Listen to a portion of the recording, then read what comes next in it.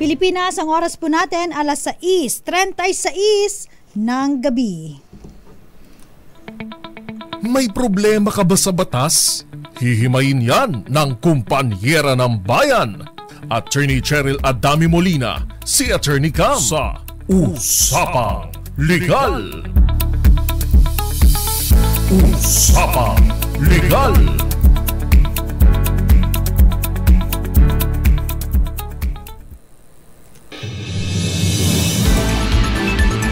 Good evening, Luzon, Visayas, Mindanao. Magandang gabi po. Welcome po sa ating programa, DZRH Usapang Legal, with yours truly. Ako po si Attorney Cam. Para sa DZRH, una sa Pilipinas, una sa Pilipino. Na pwede nyong makita ng live sa pamamagitan nating Facebook Live. Search nyo naman po DZRH News o kaya naman po DZRH News Television. Paki-like and share na rin po ng aming Facebook page. Meron din po akong TikTok account. Hanapin nyo po ATTYCAM. Kapag nakaka-LL tayo, nakakaluwag-luwag, tayo po ay nagbibigay ng impormasyon ukol po sa usapang legal. More on family relations, properties, at kung ano-ano pa, no? Pero, speaking of properties, kayo po ba ay nagbabalak bumili ng property? Ayan. Alam nyo tayong mga Pilipino, no? Lalong-lalo na po, no? Yung mga dumaan talaga sa butas ng karayom. Mga talaga, no? Nakatikim ng asin mantika na ulam, yung tipong yung saging, inuulam natin yan, tsaka yung kape, tas lalagyan lang ng kanin. Nako, napakasarap po niyan. Pag ganyan po, no, yung mga kababayan natin na kahit isang tuka, nagbabayad lang ng renta, kaya naman kapag nakapagtapos ang kanilang mga anak, ang unang-unang binibili po para sa kanilang pamilya, para sa kanilang magulang. Nag-iipon po yan para sila ay makahanap ng matitirhan at masasabi nilang galing sa kanilang dugot pawis. So naghahanap sila ng mga property. At kapag property, pag tayo naghahanap, ano ba ang hinahanap natin? Yung merong clean title. Ayan. Meron pang quote and unquote clean title. Pero ano nga ba yung clean title? Ano po? Pag kayo po ay nag-search sa mga search engine ng mga Facebook, social media accounts at iba't iba pa, no, na nagbebenta. Ano ba meron sa Facebook yung kanilang parang marketing land page nila, yung marketplace, di ba? Pag kayo po nagsa-search po dyan ng clean title, dami naglalabasa, no? Ito po, house and lot for sale, clean title. Lot for sale, clean title. Daming clean title, alam mo, no? Pero wag ka, pag nandun ka na, bibilhin mo na, hindi pala nakapangalan sa may-ari yung property. Second owner pala. Paano naging clean title yon? Meron pa, no? Clean title, sabi, bibili na lang, no? Yung pala, yung property, meron palang, owner na namatay na. So, nakikipag-deal ka ngayon sa may bahay, not knowing na dapat yan ay sinisettle po muna ng kanyang mga heirs. So, nagkakaroon ng settlement of estate. Kasi hindi po pwedeng bilhin kung kani-kanino lang yan, no? Although, isa sa mga heir ay ang asawa, dapat may pipirmahan din ang ating mga anak, no? Kaya medyo komplikado, pero ang dami pong nagkiklaim, especially yung gusto lang magkaroon ng commission. Yan. Popost na lang sa Facebook, puro clean title. Tayo naman, mga syempre, paniwalang-paniwala, sabi clean title eh. Not knowing, ano ba talaga ang clean title na sinasabi natin? Basta ba may titulo, clean title na yon? Tama ba yon? Ayan. Alam niyo po, tandaan po ninyo, no, na ang pinaka best proof of ownership, lagi nating sinasabi to pag property ang pinag-uusapan, ay ang titulo. Okay. Basta may titulo ka, owner. Best proof of ownership. And you're dealing with the owner, oo nga. Pero tandaan po ninyo, ang ating title po, laging 2 copies po yan. So yung isa, nasa owner, asan yung isa? Laan nyo na kanino. Tama! Nasa Registry of Deeds po yan. So sa Registry of Deeds, doon po makikita kung ang title po ay merong mga number 1, encumbrances. Number 2, mga annotation. Number 3, baka canceled na yung title. So, importante po na malaman nyo na on its face, yung pinapakita nyo, although sabi ng ating Korte Suprema, syempre kapag ang ating title ay pinakita mo indefeasible at sabi kapag ang buyer ay hindi na kailangan pa na mag-look beyond the 4 corners of the title, importante pa rin po, sabi ng Korte Suprema, na tayo po ay mag-exercise ng due diligence. So ano po ang sinasabi nating due diligence? Ibig pong sabihin na kailangan na tignan natin, no? Tayo po ay magsaliksik. Yan. Tungkol dun sa property na nais nyong bilhin. So unang-una, titignan natin, eto bang title na pinapakita sa atin kasi yung nasa owner's title, no? Ito ba ay walang mga sabit? Hala nyo, sa pamilya lang may sabit, no? Meron din po sa mga title ng lupa. So, paanong may sabit? Ito ba ay naka-lease pendants o kaya, no? Pending litigation? Na anytime kapag natalo po yung may-ari dun sa kaso, pwedeng ma-sheriff ito, no? Ano pa? Ito ba ay naka-mortgage? Baka naman na isang la pala to sa ibang tao, kaya sa bangko o kaya sa mga iba't ibang financial institution. Paano yun no? Siyempre, dapat alam mo yan na kung ito ba ay nakasangla o hindi. Binibenta sa'yo ang mahal-mahal, yung pala nakasangla, no? Next, ano pa? Siyempre, titignan mo kung ito ba ay canceled na. Baka naman yung pinapakita sa'yo ano na yan, galing recto na yan or iba pa, no? Yung pala canceled na yung title na yan. Ano pa, no? Ang dami pa, no? May mga encumbrances pa pala yan, no? So may burden dyan po sa may title na yan. So paano mo malalaman? Ito na yung sinasabi natin na how to exercise due diligence. Siyempre, pupunta ka po, no, sa Land Registration Authority. You get the certified true copy. Ano may certified true copy na yan, Attorney Cam? Opo, may kulay ba yan? Color yellow, orange, red, grabe no, red, blue, parang color ng DZRH, ano? Yes po, no? Pag kumuha ka po ng certified true copy sa Registry of Deed ng title, ano po yan? Parang yan po ay nasa blue copy po yan.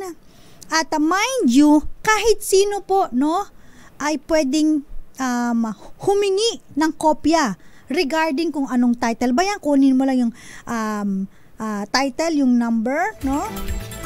Titulo ng lupa. Tapos, titignan mo. Syempre, sasabihin mo kung I think magpapakita ka lang ng ID, ayan, at makakakuha ka na ng copy. Okay. Bakit kailangan mo nitong makakuha? Para ma-check, exercise of due diligence, na itong property na to ay wala palang sabit. Walang mga annotations. Ibig sabihin, pag walang annotations, hindi naka-mortgage, hindi naka-pending litigation, walang annotation na meron palang contract to sell dito. Yan ang tinatawag natin na clean title. Malinis ang title. Pero hindi doon nagtatapos. Ayan. Bakit na naman, Attorney Cam? Hindi na naman doon nagtatapos. You check, of course, isa sa pag-exercise ng due diligence, yung mismong property. Okay? Pupuntahan mo yung property. Baka naman may ibang nakapossess ng property. Ibig sabihin may ibang nakatira doon. Bakit? Bakit kailangan i-check? Unang-una, kung may nakatira doon, ano ba ang kanilang rights? Ba't sila ang merong possession doon sa property? Baka naman po sila ay tenant. Pumasok sila sa contract of lease. At tandaan po ninyo, pag merong contract of lease, kailangan pong igalang nung buyer yung kanilang kontrata. Kung ang nakalagay po sa contract of lease ay 1 year, tapos kabibili mo lang ng property, matatapos yung 1 year nila, December. So, December mo lang, after nung kanilang kontrata, matitake over yung property. So, you have to respect yung kontrata nila. So, ganun po, no? Exercise due diligence. O baka naman pagpunta mo dun, iba pala yung nandoon. Sila pala ay illegal settler, no? Sila po ba ay for the lack of better term, sabi nila, no? Or para sa mga layman, no? Ang term na ginagamit nila sa illegal settler ay squatter, no po, no? Pasintabi po, no? Although illegal settler is the best definition, pag illegal settler po, ibig sabihin, hindi mo sila basta-basta mapapaalis doon. Kung pakiusapan mo umalis, better, mas okay. Pero kung ayaw nila umalis doon, hindi mo sila pwedeng hilahin, garutihin at tanggalin doon sa kanilang kinalalagyan, no, para mabawi ang property. Parang nilagay mo na sa iyong kamay ang ating batas. So hindi po. So dadaan pa yan, magpa-file ka pa, no? It's either ejectment case, no? O kaya naman recovery of possession. So marami po, no? Marami palang ano ba yan? Pag bumili pala ng property, hindi lang basta-basta. Yes po. So marami po kailangan pagdaanan, kailangan na gawin para masiguro ang inyong karapatan. So again po, hindi basta may nakita kayong clean title sa mga marketplace, sa mga kung saan-saan, mga sinasabi nung kung kani-kanino, clean title na siya basta may titulo. Again, you go beyond that title, you check, exercise due diligence, get the certified true copy of the title, and then you check the premise, baka naman sino ba yung occupants doon, sila ba, yung katransak mo ba, at kung halimbawa po hindi owner ang iyong katransaksyon, siya ba ay merong SPA, Special Power of Attorney, na nakalagay doon ay meron siyang power to sell or meron siyang authority to sell. Tandaan po ninyo ha, iba po ang authority to sell doon po sa authority to receive payment, no? Kung sa kanyang special power of attorney nakalagay, meron siyang authority to sell, authorized siya para ibenta ang property, at authorized din siya na ma-receive ang payment. Yan. Di okay sa alright. At mag-sign ng mga dokumento at kung ano-ano pa, no? At mas maganda kahit siya po ay may SPA, you double check pa rin. If kayang kausapin po ang may-ari ng property, we have advanced technology naman po. Itawagan po ninyo, kausapin po ninyo, mag-Facebook Live kayo, mag-Viber kayo, mag-Zoom kayo, mag-Teams kayo, kahit ano pa, just to double check kung ito bang taong ito, yung SPA niya ay legit. Sad to say, no, maraming iba mga SPA kung saan-saan lang kinuha at nagpapanotaryo sa mga fly-by-night. So mahirap po yung ganyan, no? Kasi po kailangan dapat nag-a-appear sila, no, sa notary public. So marami tayong mga pag-uusapan when it comes to buying a property with clean title. So, sa shoutout muna tayo syempre sa ating mga masusugid na mga tagapakinig at saka tagapanood sa ating DZRH. Magandang gabi po. Ayan. Hello po sa mga palagyan nakatutok. Siyempre, batiin ko na rin belated happy birthday kay Miss JB. Ayan, sa aking sister si Miss JB Adami. Tapos Miss Joan Carla Lopez and Miss Giselle Mercado. Ayan. Magandang gabi sa inyo. Shoutout din po kay Vec Gazingan. Gusto ko yung name niya, Vec. Jericho Ferrer, Henry Dolohan, si Yakuza Baluyo, Lily Gallardo, Jerry Cornista. Good evening po, attorney. Good evening din sa'yo, Jerry. At ganun din po kay Jerry, another Jerry, Sumagaysay. Nanonood sila. And Florence Regalo. Diyan naman po sa may Laguna, Jeje Alvia. At si Irene Reyes. Good evening din sa'yo. And of course, shoutout din kay Papa Will and Mama Jovita and kay Nanay Connie na nanonood sa atin dyan. Magandang gabi rin po sa mga nakatutok sa atin sa DZRH News Television at sa mga nanonood sa atin sa cable channels, kay Cable Channel 129, Signal Channel 18, Destiny Cable Channel 129, Cable Link Channel 3, Bicol CATV System, TVZ Cable Network, JP Cable TV, Madera Cable TV, and of course, huwag natin kakalimutan ang mga nakikinig sa talapitang DZRH. Thank you so much sa inyong mga radyo.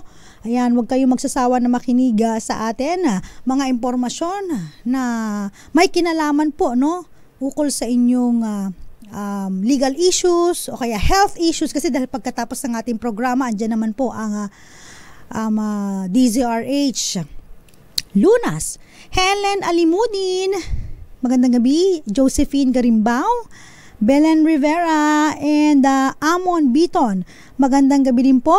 Nanonood sa may San Pablo, Tarlac City, more power DZRH. Si Dennis Bonogwa, kay Miss Aunt May na laging present. Ayan, thank you so much. And Luisito Sese. Ayan, maraming salamat po. More on property pa rin po tayo. Again, yung may kinalaman po sa clean title. Ayan, para aware po tayo mga kababayan kung ang binibili niyong property ay malinis nga ba? Gaano kalinis yan? Ayan. Puting-puti ba yan? O baka naman may bahid na decolor dyan? So mamaya pag-iusapan pa natin more on ano ba yung mga binabayaran kapag nakakuha ka or bibili ka ng property, saan ba magfa-file, kailangan bang ipanotaryo ang inyong deed of absolute sale, at kung ano-ano pa sa pagbabalik po ng DZRH, usapang legal. Huwag po kayong aalis ha. Diyan lamang po kayo. Pag-usapan din natin ano ba yung mga dokumentong kailangan ninyo. Yung dadalhin ninyo pag kayo po ay magbabayaran na, no? Minsan po kasi pag nagkabayaran na, nakakalimot na yung seller, wala nang pakialam sa property, not knowing na itong buyer, no, kapag siya po ay pumunta at naglakad na ng mga pagpapatransfer ng property under his or her name, marami pa palang kulang, no, pag ganyan. Diyan naman po kayo, huwag kayong aalis. Kasama pa rin po sa Attorney Cam dito po sa DZRH, una sa Pilipinas, una sa Pilipino.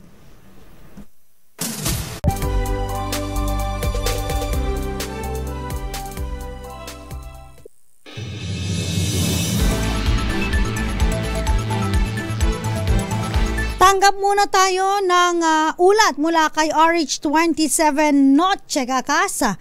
Libreng pagbabakuna kontra rabies sa mga aso't pusa. Aba, aarangkada bukas sa iba't ibang lugar dyan po sa may Ilaya, Las Piñas. Ano po ito ha?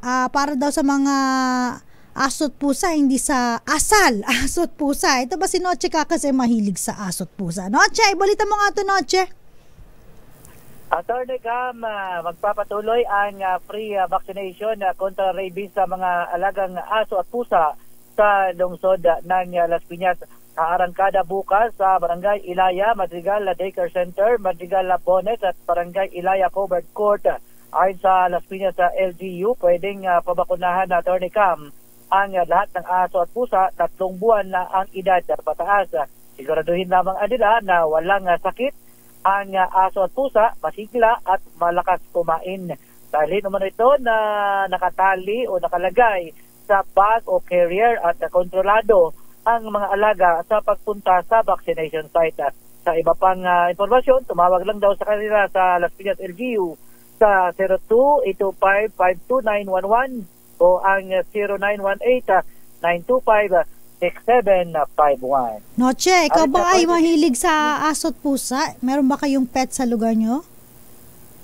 Dati meron ako aso, pero ngayon wala na akong alagang aso. Yung ate ko mahilig din sa aso, no? Ang tawag daw sa kanila mga parents. Four parents. Talaga mga pet lover. Pet lovers.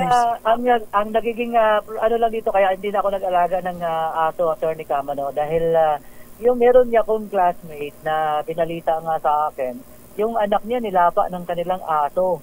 Dahil ang ano pala niyan, pagkagaling ka sa halimbawa nag-gym ka, pawis na pawis, tapos mag-iiba pala yung amoy ng katawan natin.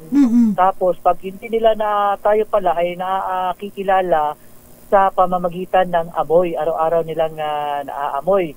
Ngayon, pag may pumasok sa bahay na nag-iba yung pang-amoy ng aso, hindi ka pala makikilala na ikaw pala ay amo. Ganun pala yun. Ganun.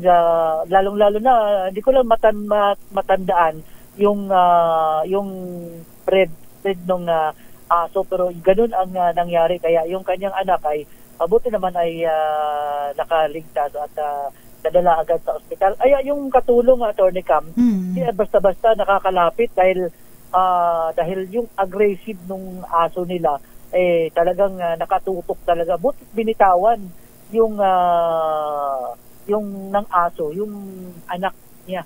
Kaya dala agad sa ospital. Yun pala ang ano dyan, pagka minsan nag-iiba yung amoy na pumapasok sa bahay natin, hindi ka na may tuturing na ikaw pala isang amo nila dahil nga doon sa amoy. Alam mo ba, Noche, di ba may viral din na kung saan, di ba, hindi nagsabi yung bata na siya ay nakagat ng aso. Tapos too late na, no? Dahil kumalat na yung rabies sa katawan niya, di ba? Naalala mo yun? Kaya ingat-ingat din po tayo sa mga nag-aalaga. Ay kailangan na Tsaka alam mo ba, Noche Kakas, no? Nire-require po ng ating batas yung mga dog owners po, tsaka ayan, no, yung mga cat owners, no, na ipabakuna ang kanilang mga alagang aso. Ayon po yan sa ating RA 9482. Kasi kung hindi po nila magagawa ito, maaari silang maparusahan ng multa na 2,000 piso at maaari ding ma-impound yung mga aso nila na hindi bakunado. Diba? So importante talaga. Yes, Noche. Kaya yung mga alaga natin na kahit ano pa man yan, ituring talaga natin na kabilang din sila sa pamilya. At saka hindi lang yun, Noche, no? Yung aking anak na 6 years old, na nagkaroon ng parang nakalmot ng aso, no? Nung bakunahan namin, ay kadami-daming injection ang kailangan. Tapos hindi lang yun, no? May succeeding pang mga susunod na injection. At hindi basta-basta mura ang bakuna. At I'm sure, etong mga libreng pagbabakuna ng kontra-rabies sa mga aso at pusa, mahal din ito. So, ano natin to? Yes, samantalahin. Samantalahin yung mga programa para sa mga alagang aso at pusa na mga free vaccination, at parang immunized din yan na Attorney kami para sa mga alaga. At saka sa mga dog owners, cat owners po, kapag halimbawang nakakagat po, no, kumagat ang inyong mga alagang aso at pusa, ayon po sa ating batas, no, kayo po ay merong pananagutan. May liability kayo as dog owner, no? May responsibilidad kayo na ipagamot yung nakagat, no? Yung mga bayaran ng mga medical expenses. Kaya naku po, medyo hassle din yun. Kaya doon sa mga may mga alaga, yung may mga aso na nakakawala lang sa mga kalsada, yung mga askal. Aspin na daw siya ngayon. Noche, hindi na siya askal. Aspin na siya.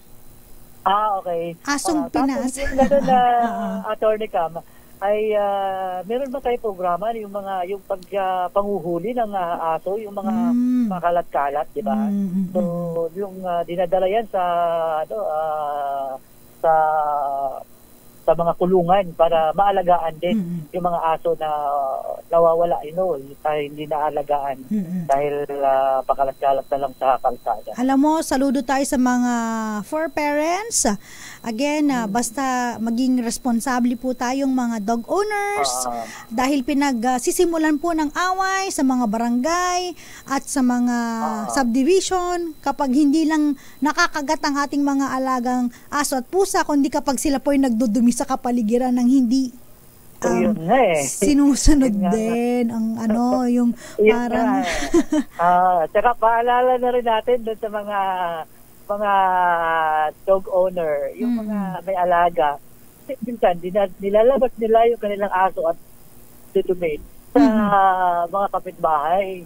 Yun din ang hindi maganda. So dapat din magiging responsable din tayo kung talaga nag-aalaga tayo ng aso, dapat sa loob lang bahay lang natin, huwag na sa ibang lugar padumihin yung alaga. Ayan, basta alam namin, basta dog lover, sweet lover. Yan. Lover.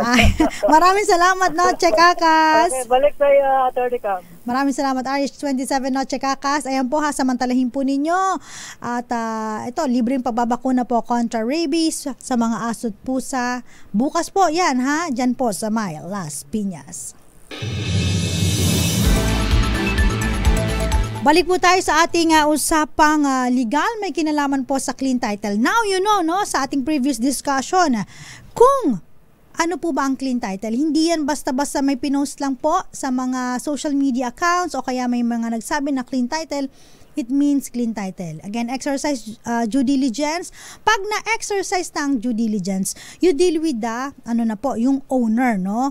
Tandaan po ninyo, kapag may namatay po na owner, ay hindi po basta-basta yan pwedeng maibenta lamang ng kanyang misis kung sila po ay may mga anak. Kung halimbawa ang mister ang namatay, kasi kailangan po nilang mag-settle muna ng estate. Babayaran po ang estate tax bago po sila magkaroon ng bentahan. So hindi pa rin clean title kasi meron pa ring defect, no? May depekto pa rin. Isa pa, no?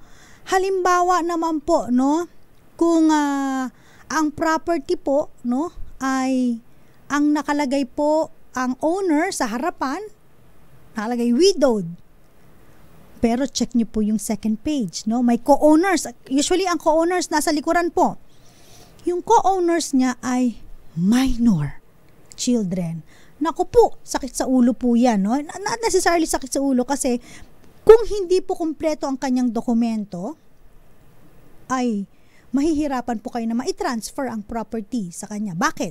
Hahanapan po kayo ng BIR, oath of guardianship, desisyon ng korte na pinapayagan po ang nanay, yung spouse na naiwan, na ibenta ang property.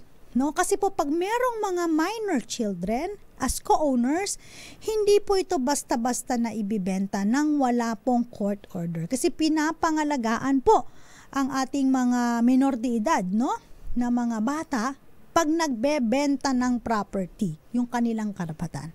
So, meron pong ipopost na bond yung nanay sa korte.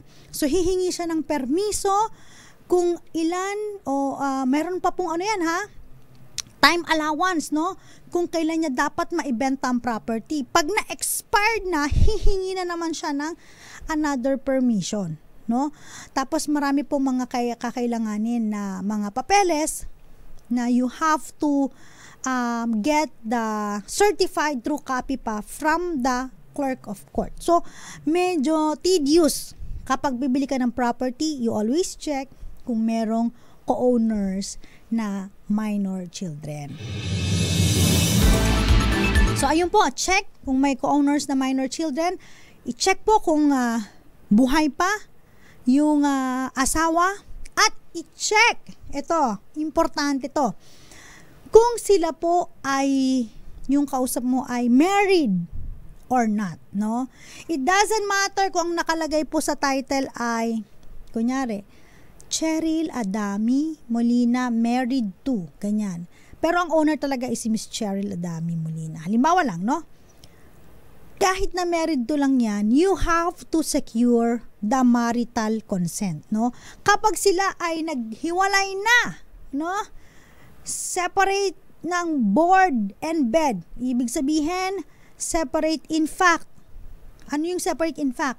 Walang basbas ng korte ang kanilang paghihiwalay. So, hindi sila nag-file ng either petition for declaration of nullity of marriage or petition for annulment. So, hindi po napawalang bisa ang kanilang kasal. Kapag hindi napawalang bisa ang kanilang kasal, meaning to say, sa mata ng batas, in the eyes of the law, sila po ay mag-asawa.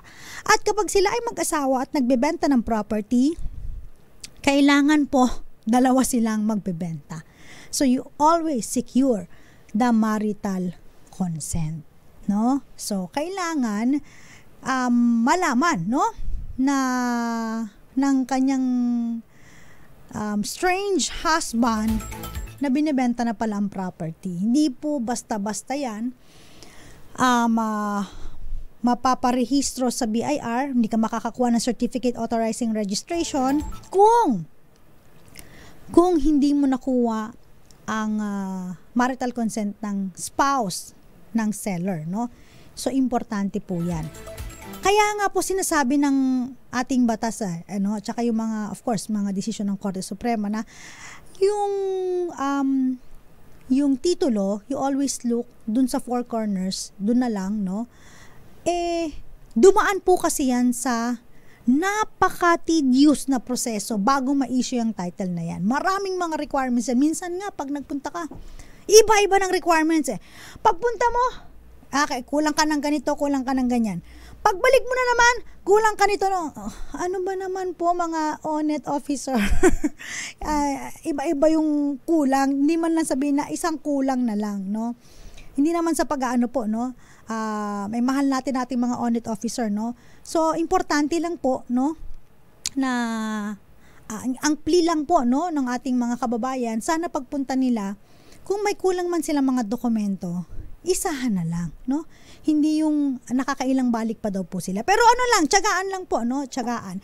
Kasi nga po, ang pagpapatitulo ng lupa ay hindi basta-basta. Especially, kung ang ipapatitulo nyo po, no? Ay galing na po sa second owner, third owner. Pang ilang owner ka na, ay mas mahihirapan po kayo. Lalo po, kapag dumaan po sa foreclosure, tapos hindi na asikaso ang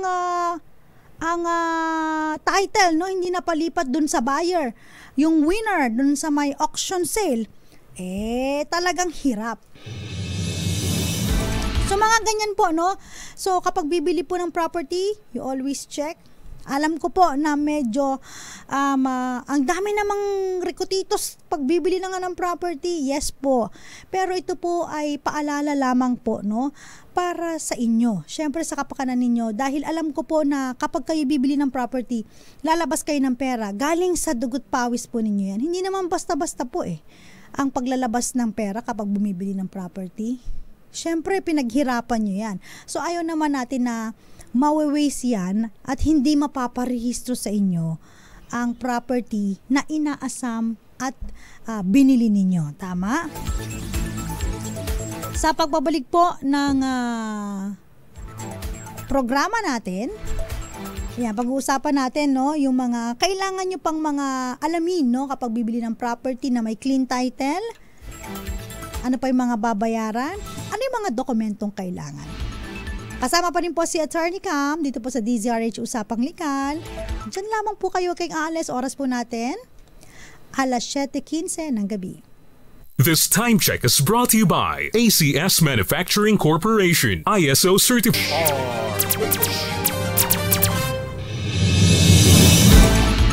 Clean title ang ating pinag-uusapan. Gaano ba kalinis ang titulo na bibilihin mo? Ayan, kung nakinig ka sa ating programa, malalaman mo na kung gaano ba kalinis ang titulo na inaalok sa'yo. Diba? Yan ang kagandahan kapag ikaw ay may alam. Sabi nga nila lamang ang may alam. Di ka dehado, liamado. Diba? Pinag-uusapan natin. Clean title. Okay, na-double check mo na. Tama na ang iyong pagkakaalam. Ito nga ay malinis ang titulo at nakikipagtransact ka sa owner, no? Ngayon, ano ba yung mga requirements na kailangan nyo? So, unang-una, again po, kayo po ay magkakaroon ng deed of absolute sale o kaya deed of sale, no? Yung iba ang ginagawa, no? Kapag hindi pa kayang bayaran, contract to sell. Okay. So, pag meron ka pong mga ganito, no? Deed of sale, contract to sell, tapos hindi mo pa mabayaran yung property, no? So, pwede mong ipa-annotate yung inyong kontrata para hindi na ito maibenta sa iba. Okay? So, ngayon, kung halimbawa meron na kayong deed of absolute sale, contract to sell, so DOAS na lang tayo, no? So, kailangan po, of course, yung inyong mga ID, no? Government IDs, 3 specimen signature, at ilagay nyo rin po sa deed of absolute sale ang inyong TIN number. Bakit kailangan pa ilagay yung TIN number? Kasi po kapag halimbawa, no, it's either, actually si seller dapat ang magbabayad ng capital gains tax, minsan sinushoulder ni buyer, basta babawas na siya dun sa may pinaka-contract price, no, yung total contract price, yung TCP na tinatawag natin. So, nire-require po ni BIR na ibigay yung TIN number. I-verify pa po kasi yan kung ano po yung TIN number nila. So, mas maganda, nakalagay po sa deed of absolute sale ninyo, ando na po yung TIN number. Okay. Pangalawa, no, kailangan din po makuha ninyo yung tax clearance, no? Tax clearance meaning to say, bayad po ang amilyar ng property na binibili nyo. Siyempre, hindi magpapalamang dapat ang ating ang ating registry of deeds, no? Ating BIR. Kailangan bayaran mo muna yung amilyar bago mo ibenta. Ano binenta mo yung property? Yung pala 10 taong ka nang hindi nagbabayad ng amilyar. So, hindi yan mapaparehistro agad-agad kung hindi po bayad ang amilyar during the year na nag-transact kayo. So, dapat bayad po yan. So, tax clearance.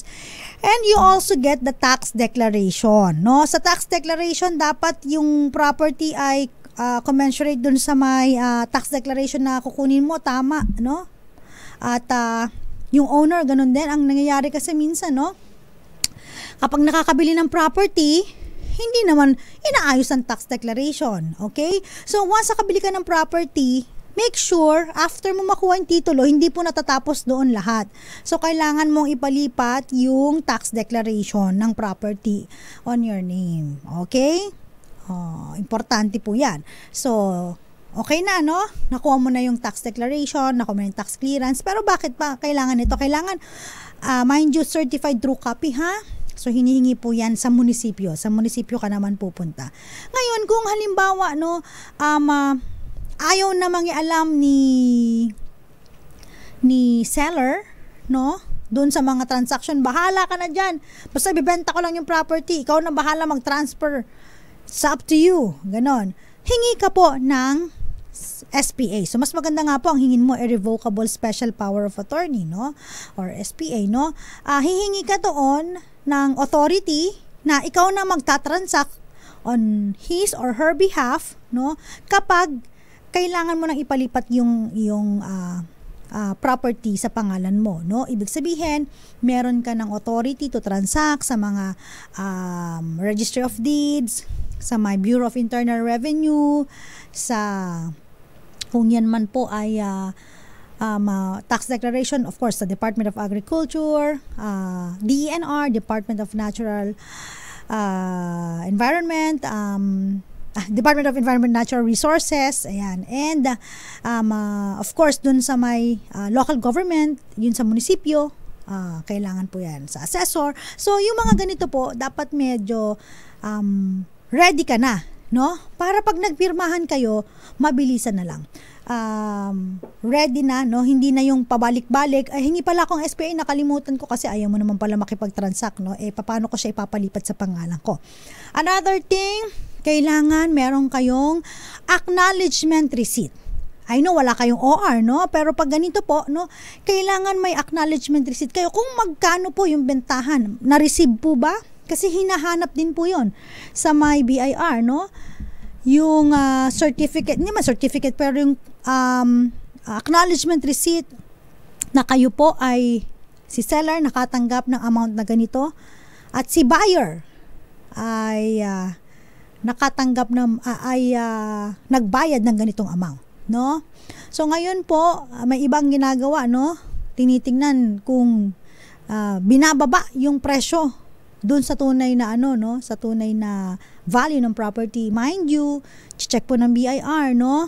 Yung SMV na tinatawag natin, dati fair market value, ngayon po SMV, scheduled market value, at saka po yung total gross po, no, ng inyong bentahan. So, importante po na malaman ninyo kung ano yung scheduled market value. Hindi lang po basta-basta yan baka naman po sobrang baba nung dineklara ninyo, tapos pag nagulat kayo, batang mahal naman, akala 6% lang nung total contract price. Hindi po. Kasi alam din po ni BIR na yung iba po ay binababa yung kanilang totoong value ng property. So, meron silang tinitignan pa. Kung anong mas mataas doon, yun po, doon sila papasok sa 6%. Okay?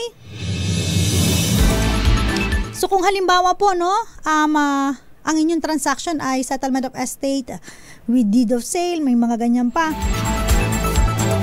Tandaan po ninyo, ang transaction po ninyo dalawa, ha? So, dalawang tax po mababayaran ninyo, tax implication. So, meron po kayong capital gains tax, meron din po estate tax. Iba po kapag halimbawa, pang ilang owner na kayo. Sabihin na natin kayo po ay third owner.